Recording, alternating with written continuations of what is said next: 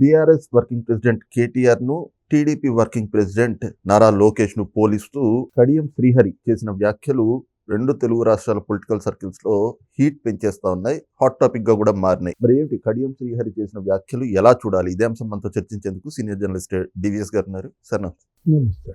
Sir, అసలు కేటీఆర్ కి నారా లోకేష్ కి ఎక్కడా పోలిక లేదు. కేటీఆర్ కున్న కమ్యూనికేషన్ స్కిల్స్ కానీ లేదంటే ఆయనకున్నటువంటి కమ్యూనికేషన్ మిగతా విధానాలు కానీ లోకేష్ లో ఎక్కడా లేవు. లోకేష్ కి అంత కమ్యూనికేషన్ స్కిల్స్ లేవు, అలాగే ఆయన దగ్గర అంత టాలెంట్ కూడా లేదు అనే విధంగా TV9 కి ఇచ్చిన ఇంటర్వ్యూలో కడియం శ్రీహరి చేసిన వ్యాఖ్యలు, దాన్ని పట్టుకుని మళ్ళీ వైసీపీకి సంబంధించిన కొంతమంది ఈ సోషల్ మీడియాలో చేస్తున్నటువంటి చర్చలు కానీ ప్రచారాలు కానీ ఎలా చూడాలి? ఒక వ్యక్తి గురించి మనకు తెలిసి ఉండాలంటే ఆయనతో మనం పనిచేసి ఉండాలి, ఆయన దగ్గరగా చూసి ఉండాలి. అప్పుడు మాత్రమే ఆ వ్యక్తి యొక్క ప్రతిభ, పాఠవాలు, అతని యొక్క స్కిల్స్ మనకు అర్థమవుతాయి. ఇప్పుడు ఇవాళ అసలు కేటీఆర్కి లోకేష్కి కంపేర్ చేయొచ్చా? ఏ విధంగా వాళ్ళిద్దరూ ఒకే మూసలో మీరు పెట్టగలరు? ఎందుకంటే ఇతనిది ఒక తరం, ఆయనది ఒక తరం. ఇద్దరి మధ్య ఏజ్ డిఫరెన్స్ కనీసం 7-8 ఏళ్ళు పెద్దాడు. ఎవరికన్నా?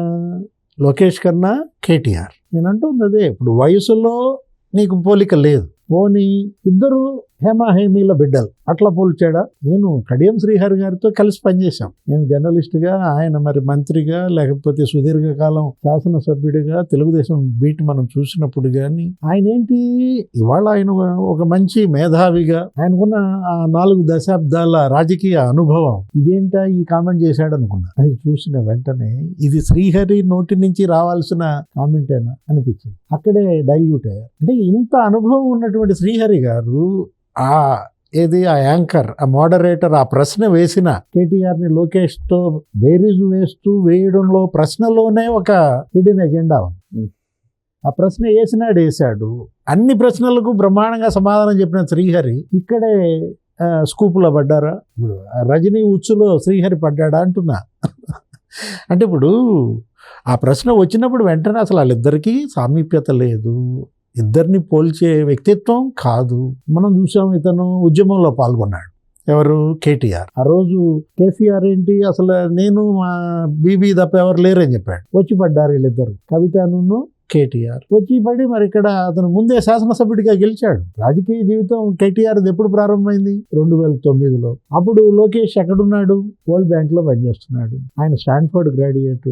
ఇతను న్యూయార్క్ సిటీ యూనివర్సిటీలో MS చేశాడు. Guntur Vignan college student. ఎవరు? కేటీఆర్. నేను అంటుందంటే అటు ఎడ్యుకేషన్ బ్యాక్గ్రౌండ్ కానీ లేదు, ఇద్దరు చేసిన ఉద్యోగాల్లో కానీ రాజకీయంగా ఇవాళ మరి కేటీఆర్ ఇప్పుడు 2009లోనే ఎమ్మెల్యేగా గెలిస్తే వరుస పెట్టి 4-5 సార్లు గెలుస్తూ వచ్చాడు. మొదటి ఎన్నికలో కూడా చావు తప్పి కన్నులొట్టబోయి బయటపడ్డాడు. అసలు ఆ ఎన్నిక నా దృష్టిలో సిరిసిల్ల మహేందర్ రెడ్డి గెలిచాడు. కేకే మహేందర్ రెడ్డి. ఇతను ఎంత 184 ఓట్లతోనో ఏమో ఒడ్డున పడ్డాడు. తర్వాత అది కోర్టులో కూడా సవాల్ చేశాడు అతను. ఎవరు? మహేందర్ రెడ్డి. సరే ఎటో గడిచిపోయింది, తెలుగులాడు కదా, వెంటనే మళ్ళా 2 ఏళ్ళ కదా బై ఎలక్షన్ తెచ్చి రాజీనామా చేసి మళ్ళా కొంచెం మంచి మెజార్టీతోనే గెలిచారు. అప్పుడు TRS ఉప ఎన్నికలనే వాళ్ళ యొక్క పార్టీ బలోపేతానికి, ఉద్యమ పటిష్టతకు ఎలా వాడుకుందో మనం చూసాం. కేసీఆర్ అయినా నరేంద్ర అయినా పదే ఎన్నికలని రాజీనామా చేయటం, ఎన్నికలకు వెళ్ళడం ద్వారా బతికించుకున్నారు ఉద్యమాన్ని. దాంట్లో భాగస్వామిగా తండ్రి వెంట ఇతను నడిచాడు, కూతురు నడిచింది. పోనీ ఈయన మంత్రిగా పనిచేశాడు, ఆయన మంత్రిగా పనిచేశాడు. మంత్రిత్వ శాఖల పనితీరులో ఇద్దరి మధ్య ఏమన్నా తేడా అతను కనపడిందనా? శ్రీహరి వ్యాఖ్యలు. పంచాయతీరాజ్ మంత్రిగా లోకేష్ అప్పట్లో అసలు 25,000 కిలోమీటర్ల CC రోడ్లు వేయించాడు. ఇది అసలు అప్పట్లో అతనికి ఎన్ని అవార్డులు వచ్చాయి? దగ్గర కేంద్ర ప్రభుత్వం ఆ రోజు పంచాయతీరాజ్ శాఖ నీకు ఒక 200 అవార్డులు ఏమి వచ్చాయి. మొత్తం అప్పట్లో 2014-19 చంద్రబాబు 3.0లో నీకు ఒక 700 అవార్డులు వచ్చాయి వివిధ మంత్రిత్వ శాఖలకు అప్పట్లో కేంద్రం. అంటే నంబర్ 1గా ఆంధ్రప్రదేశ్ అప్పుడు దూసుకుపోయింది. ఇప్పుడు కేటీఆర్ అర్బన్ డెవలప్మెంట్ చేశాడు, లేదు IT చేశాడు. ఇప్పుడు ఈయన కూడా IT చేస్తున్నాడు. ఎవరు? లోకేష్. ఇద్దరిని కంపేర్ చేయండి. ఇప్పుడు ఏమన్నా ఇవాళ అసలు IT మంత్రిగా కేటీఆర్ తెలంగాణకి ఎంత సాధించాడో 5 ఏళ్లలో, ఇతను మరి 2 ఏళ్లలో మీరు చూశారు ఏ విధంగా అసలు పెట్టుబడులు ఆంధ్రప్రదేశ్కు వెల్లువెత్తుతున్నాయి. ఇప్పుడు ఎక్కడ? రష్యాలో ఉన్నట్టున్నాడు. అటు దావోస్లో, అమెరికాలో, సింగపూర్లో సో ప్రతిదీ టీసీఎస్ తీసుకురావటం, లేకపోతే కాగ్నిజెంట్ తీసుకురావటం, గూగుల్ డేటా సెంటర్ ఎక్కడో దాకేందుకు సుందర్ పిచాయితో భేటీ. మరి కేటీఆర్ కలిశాడా సుందర్ పిచాయితో? నేను అంటోంది ఏంటంటే అంటే కలిశాడని మనం ఏమి అక్కడ పోటీ పెట్టడం కాదు, అసందర్భం ఆ కంపారిజన్, ఆ కామెంట్, ఆ క్వశ్చన్. అడిగినాడికి లేకపోయినా చెప్పేవాడికి ఉండాలి కదా. ఏందయ్యా మాట, ఇద్దరికి అసలు ఏ విధంగా పోలుస్తావు? ఇప్పుడు ఆయన ఏమన్నారు, ఇంకో కమ్యూనికేషన్ స్కిల్స్. మీరు లోకేష్ కమ్యూనికేషన్ స్కిల్స్ తెలియాలంటే లోకేష్తో మీరు పనిచేసి ఉండాలి. కేటీఆర్ గురించి మీకు తెలిసిందంటే ఎందుకంటే మీరు అక్కడ పనిచేశారు, ఇద్దరు ఒకే క్యాబినెట్ లో ఉన్నారు. ఇప్పుడు డిప్యూటీ సీఎం గా ఉన్నాడు ఈయన, ఎవరు, కడియం శ్రీహరి. ఆ రోజు కేసీఆర్ క్యాబినెట్ లో ఇప్పుడు ఆయన బీఆర్ఎస్ ఎమ్మెల్యేగా ఉంటూ ఆ క్వశ్చన్ కూడా చెప్పాడు. టెక్నికల్ గా నేను బీఆర్ఎస్ ఎమ్మెల్యే, కానీ కాంగ్రెస్ ప్రభుత్వంతో కలిసి పనిచేస్తున్నా, 40 ఏళ్ల అనుభవం. కోర్స్ మనమేం దాన్ని క్వశ్చన్ చేయకూడదు. ఆయన ఇంకో మాట కూడా చెప్పాడు, ఏమని, అది రాజ్యాంగంలోనే మరి మార్పులు రావాలి, చట్టం తీసుకురమ్మనండి మోడీనో ఏదన్నట్టున్నాడు. ఫిరాయింపుల విషయంపై మాట్లాడుతూ ఇంకా అసందర్భంగా ఇంకేం మాట్లాడారు శ్రీహరి గారు ఆ ఇంటర్వ్యూలోనే చూసా.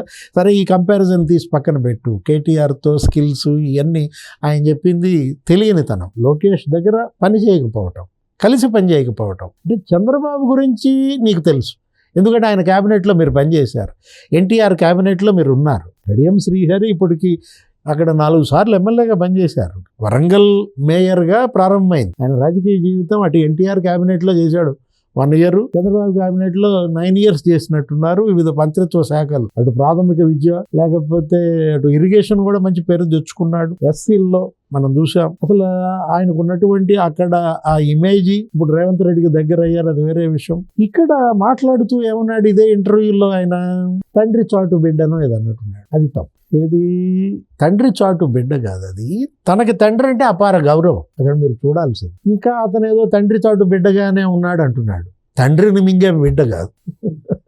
మీరు తెలుసుకోవాల్సింది ఏంటంటే ఇక్కడ స్టాల్వార్ట్ ఎవరు, చంద్రబాబు.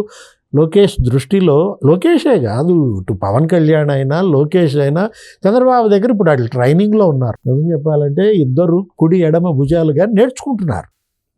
ఏది అసలు అడ్మినిస్ట్రేషన్ ఏంటి, కలెక్టర్స్ కాన్ఫరెన్స్ ఏంటి, ఏ విధంగా ఇక్కడ ఫైల్ మూవింగ్, అతను మనం చూసాం కదా. ఇప్పుడు ఎమ్మెల్సీగా కొన్నాళ్ల పాటు మంత్రిగా చేశాడు. ఫస్ట్ టైం లోకేష్ ఓడిపోయాడు ఇక్కడ మంగళగిరిలో. ఎక్కడైతే ఓడాడో అక్కడ పంతం పట్టాడు. 5,000తో ఓడించారు నన్ను, 50,000తో గెలిపించండి అని అడిగాడు. 50,000 ఏం కర్మ, అసలు 90,000తో గెలిపిస్తామని గెలిపించారు. అంటే ప్రజలతో అతను ఎలా మింగిల్ అయ్యాడు, ఆ నియోజకవర్గాన్ని అతను ఎలా తన కంచు కోటగా మార్చుకున్నాడు. అటు గోల్డ్ స్మిత్స్, అసలు అక్కడ తెలుగుదేశం గెలిచి 40 ఏళ్ళు. ఏది తెలుగుదేశం పార్టీ మంగళగిరిలో అభ్యర్థి గెలిచి 40 ఏళ్ళు అయిన నియోజకవర్గంలో మళ్ళీ తెలుగుదేశం జెండా ఎగరాంచడం కాదు, అసలు ఇక వైసీపీ జెండా పీకేసే పరిస్థితి.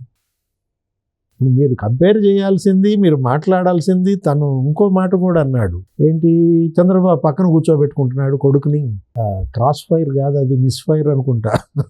దాని పేరే క్రాస్ ఫైర్ అని రజనీకాంత్ పెట్టాడు, కానీ బాగా మిస్ ఫైర్ అవుతుంది. ఇప్పుడు అదిగా ఛానల్ క్రెడిబిలిటీ పోతుంది. రజనీకాంత్ ఇప్పుడు ఇప్పటికే TV9 చాలా పతనం అయింది. తను ఏదో ఎవరికో లాభాలు కలిగించడం కోసం అటు బీఆర్ఎస్, లేకపోతే ఇటు వైఎస్ఆర్ కాంగ్రెస్, అటు కేసీఆర్ కేటీఆర్, ఇటు జగన్మోహన్ రెడ్డి ఈ మధ్య పనిచేస్తోంది ఆ నెట్వర్క్, ఆ మోడరేటర్. వాళ్ళకేదో ఇమేజ్ బిల్డప్ చేయటం కోసం వీళ్ళ యొక్క ఇమేజ్ డ్యామేజ్ చేయటం, పర్టికులర్గా ఒక హిడెన్ ఎజెండా అంటోంది. అదే అన్నమాట ఇలాంటి ప్రశ్నలు అడగటం ద్వారా. ఎంత అసందర్భమైన ప్రశ్న.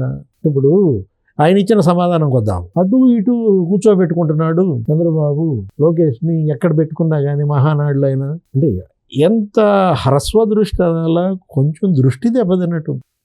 శ్రీహరి గారు వయసు రీత్యా కొంచెం ఏది మసక బారుతుందా, కంటి చూపు మసక బారితే పర్లేదు గురువుగారు, రాజకీయ చూపు మసక బారకూడదు. అంటే చంద్రబాబుకు ఉన్నటువంటి క్వాలిటీ అనాలా, ఆయన ఎప్పుడూ కూడా ఏంటంటే అటు ఒక బీసీ ఇటు ఒక ఎస్సీ ఉండేటట్టు చూసుకుంటాడు, అటు ఒక ఎస్సీ ఇటు ఒక ముస్లిం ఉండేటట్టు చూసుకుంటాడు. ఆయన ఎక్కడ మీటింగ్లు పెట్టుకున్నా, ఎక్కడ స్టేజ్ మీద కూర్చున్నా కొడుకుని పక్కన కూర్చోబెట్టి మాట్లాడుతున్నాడు, ప్రమోట్ చేస్తున్నాడు. అంటే ఆ మాట అనడం ద్వారా శ్రీహరి లోకేష్ని డ్యామేజ్ చేయాల, చంద్రబాబుని డ్యామేజ్ చేస్తున్నాడు. అది గుర్తుపెట్టుకోవాలి. అంటే ఇప్పుడు విద్యాశాఖకు సంబంధించి సమీక్ష ఎవరిని కూర్చోబెట్టుకోవాలి, ముఖ్యమంత్రి విద్యాశాఖ మంత్రి పెట్టుకోవాలా వద్దా? అబ్బే నువ్వు వద్దు ఇంకోటి కూర్చోమంటాడా? ఏం మాట్లాడతారు ఆయన? లేదు ఐటీ శాఖ మీద సమీక్ష, పక్కన ఎవరిని కూర్చోబెట్టుకోవాలి? ఐటీ, విద్య, హెచ్ఆర్డి దేశంలో చూస్తుంది ఆయన ఒక్కడే ఈ పోర్ట్ఫోలియోలు. మిగతా వాళ్ళలో, మిగతా రాష్ట్రాల్లో వేరు మంత్రులు చూస్తుంటారు. లేదు మహానాడు పార్టీ, ఆయన వర్కింగ్ ప్రెసిడెంట్, పక్కన కూర్చోబెట్టుకునేది ఏంటి? అసలు అతను కూర్చోలా. మహానాడు చూసావా నువ్వు? ఇప్పుడు మహానాడులో జంజీని ఏదో ప్రొజెక్ట్ చేశారు, వాళ్ళు వచ్చి మాట్లాడుతున్నారు. వచ్చిన ప్రతి ఒక్కళ్ళని తను లేచి నుంచుని తన తండ్రి అదే పార్టీ అధ్యక్షుడి పక్కన వాళ్ళని కూర్చోబెట్టి ఫోటో దించి, అది కదా గౌరవం. తన సీటు వాళ్ళకి సాక్రిఫైస్ చేసి పార్టీ అధినేత పక్కనే ఆ కుర్రాడిని లేకపోతే ఆమెని కూర్చోబెట్టి ఫోటోలు దించి ఎన్నిసార్లు లేచాడయా, ఎన్నిసార్లు కూర్చున్నాడు? అదేంద్రా నాయన ఎక్సర్సైజ్ అనుకున్నా. ఓహో అందుకే తగ్గాడా లోకేష్ అనుకున్నా. ఏది ఆ బాడీ కూడా విపరీతంగా తగ్గిపోయాడు. కావాలనే కూర్చుని లేచి నుంచుంటున్నాడా? ఇది గౌరవం ఇస్తున్నాడా? ముందు నువ్వు ఎక్సర్సైజ్ చేస్తున్నావా అని నాకు అర్థం. కానీ నేనేదో నాలో నేను నవ్వుకుంటే మహానాడులో పక్కన కూర్చుంటాడా అంటే మసకబారు ఏంటి చూపు మసకబారుతోందా? కడియం శ్రీహరి గారు ఏదైనా మంచి ఏదైనా ఆయన ఎవరో ఆప్థమాలజిస్ట్ చూడాలా? నమస్తే.